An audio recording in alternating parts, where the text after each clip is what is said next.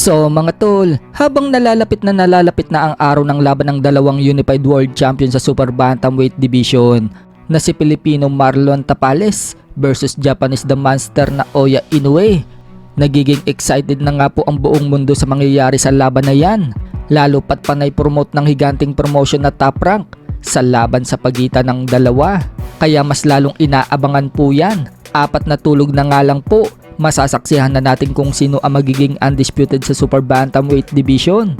Sa latest nga po na ipinalabas ng Top Rank na camp life ni Inoue at Tapales sa isang full episode na video, iminungkahi nga po dyan ng mga commentators ng ESPN ang mga magagandang nagawa ng dalawang boksingero at mga interview kay Inoue at Tapales kung paano nila maipapanalo ang bawat laban. Paliwanag nga ni Inoue mga tol, hindi daw siya naguhumaling na makuha lahat ng titulo. Hindi daw nagbabago ang feelings niya. Lagi daw niya kasing iniisip ang magandang performance na ipapakita sa bawat laban niya. Kaya hindi daw yan para makuha ang dalawang belts ni Tapales at maipon lahat ng titulo, kundi para ipakita daw kung gaano siya kalakas. Pero nag-iingat din daw siya kay Tapales mga tol dahil may technical abilities daw ang Pinoy. Meron din daw itong explosive moments. At sa tingin daw niya, may mabigat din daw na kamay si Tapales. Kaya daw nagte-training daw siya ng mas gutom. Iba daw kasi ang magiging laban niya kay Tapales kaysa kay Fulton. Mas tense daw kaysa kay Fulton. Habang si Tapales, sinabing gustong gusto daw niya ang estilo ni Inoue. Dahil the way daw na sumuntok si Inoue, marami daw ito magbato ng suntok. Yun daw ang sasamantalahin ni Tapales at ika-counter daw niya ito.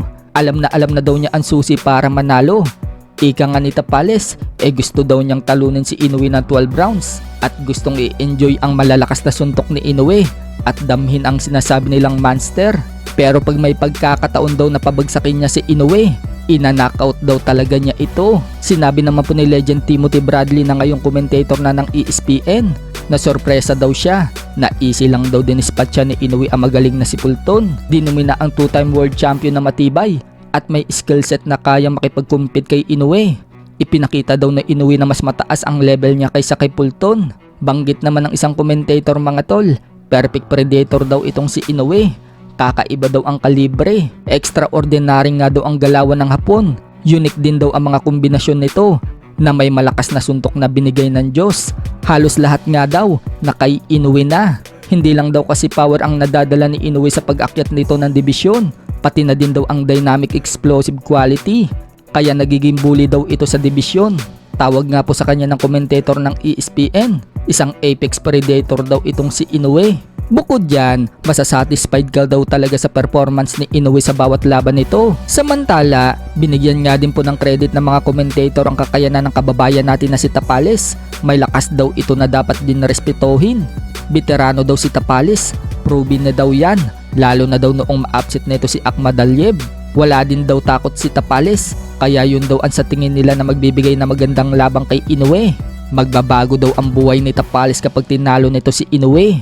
Mukhang babasagin din daw ni Tapales si Inoue, pero maging handa daw si Tapales dahil bagamat nabasag na daw ang orbital bone ni Inoue kay Donaire. Best fighter in the world daw itong si Inoue.